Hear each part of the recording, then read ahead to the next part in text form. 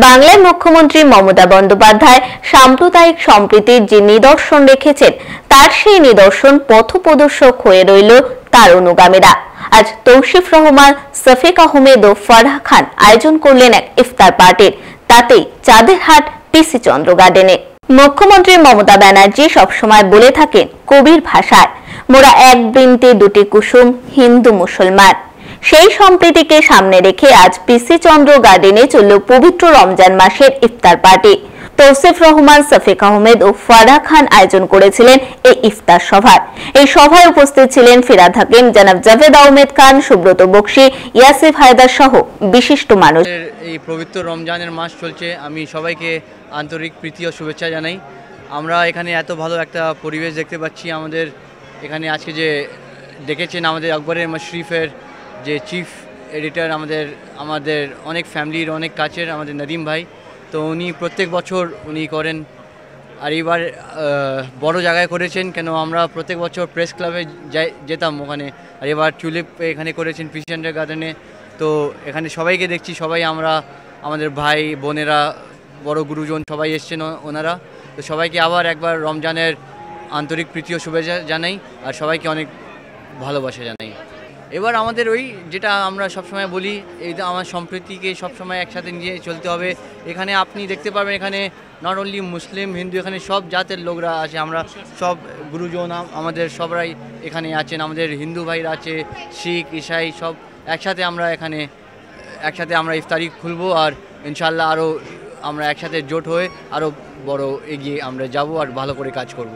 আমরা প্রতি বছরই রমজান মাস পবিত্র মাস হিসেবে যা প্রতিপালন হয়, আমরা সেখানে উপস্থিত থাকি, আমন্ত্রিত হই, এবং আমরা মনে করি এর মধ্যে একটা ভ্রাতৃত্বের বন্ধন যুক্ত আছে, আর সামাজিক একটা সম্পর্ক বাড়ে, মানুষে মানুষে সম্প্রীতি তৈরি হয়। সব মিলিয়ে ধর্মীয় আচারের মধ্যেই একটা সামাজিক সুসম্পর্ক এখানে মিশতে আসে। আমরা আসি এবং পালন করি। আমি সবাইকেই পবিত্র রমজানের প্রীতি এবং শুভেচ্ছা জ্ঞাপন করছি। আজকে আমাদের ইফতার পার্টি,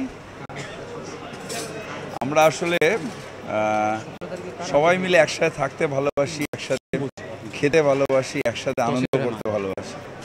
তাই সারাদিন রোজা রাখার পরে একসাথে মিলে সবাই মিলে একত্রিত হয়ে খাওয়া, এটা একটা ভ্রাতৃত্বের একটা সুফলন। তাই ইফতার পার্টিতে আবার সবাইকে শুভেচ্ছা জানাচ্ছি, রমজানের শুভেচ্ছা জানাচ্ছি।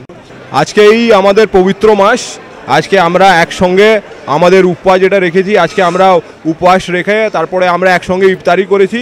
আমরা কলকাতা লেদার কমপ্লেক্সের তরফ থেকে বাংলার মানুষকে, বেশ করে কলকাতার মানুষকে রমজান মাসের শুভেচ্ছা, প্রীতি ও ভালোবাসা জানাই। আর আগামী দিন ঈদ আসছে, তারপরে আমাদের পুজো আসছে, তারপরে আমাদের বড়দিনও আসছে। অ্যাডভান্সে সবাইকে আমাদের তরফ থেকে ভালোবাসা, প্রীতি ও শুভেচ্ছা। ধন্যবাদ। আজকে রোজার এখানে ইফতার পার্টি, রোজাটা হচ্ছে ত্যাগের পরব, এবং ত্যাগেরও এইখান থেকে বার্তা একটা যাচ্ছে। হিন্দু মুসলিম একসঙ্গে যেরকম পুজোটা করে, সেরকম ইফতার করে, ঈদ করে। আজকে ইউনিভার্সাল ব্রাদারহুডের বার্তাটা ইসলাম দেয়, সেই আজকে এখানে দেখা যাচ্ছে।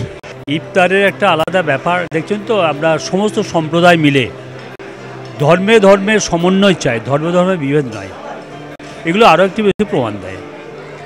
আর ইফতারের তাৎপর্য, ধৈর্য, এই যে সারাদিন আমরা অভুক্ত আছি, সামনে খাবার খেতে পাবো না যতক্ষণ না আল্লাহ তাআলার আদেশ হবে। তাছাড়া দেখুন, একজন ট্রু মুসলিম তাকে বলা যায় যে তার পাশের বাড়ির লোক, পড়োশি বা প্রতিবেশী খেতে পাচ্ছে না, আর আমি খুব বেশি খাচ্ছি, খুব আনন্দে আছি, তাকে দেখছি না। আমাকে বা কোনো মুসলমানকে মুসলমান বলা যাবে না, ইমানদার মুসলমান বলা যাবে না যতক্ষণ তার প্রতিবেশীকে দেখবে। প্রতিবেশী ইদ্রিস আলীর প্রতিবেশী এমন কোনো নয় যে নাদিমুল হক হবে। ইদ্রিস আলীর প্রতিবেশী রমেশ ব্যানার্জি হতে পারে, সুব্রত মুখার্জি হতে পারেন। দেখতে হবে, this is the teaching of Islam, this is of Quran. তাই ঠাকুর শ্রী শ্রী রামকৃষ্ণ পরমহংসদেব তিনিও কিন্তু ভালোবাসা শিখে গেছেন। তাই তার যে আদর্শ অবদানের কথা যদি আমরা জানি, তাহলে হিন্দু মুসলমানে ভেদাভেদ হতে পারে না, হিন্দু মুসলমানের দাঙ্গা হতে পারে না, হিন্দু মুসলমান বা কোনো ব্যাপারই কারোর সঙ্গে কোনো মতপার্থক্য এবং গোলমাল এটা হতে পারে না। সাম্প্রদায়িক সম্প্রীতি, আজকের দিনে আমরা চাই সাম্প্রদায়িক সম্প্রীতি আরও বেশি দৃঢ় হোক। সুব্রত দাস, অশোকর, রবি প্রামাণিক, মোহাম্মদ ইকবালের আয়োজনে তাদের সাংসদকে দেওয়া সম্বর্ধনা অনুষ্ঠানে মানুষের অকুণ্ঠ ভালোবাসা পেয়ে সত্যিই বোঝা গেল কথার কথা নয়, তিনি সত্যি সাধারণ মানুষের লোক। Dipankar Chowdhury report, 24 hours TV.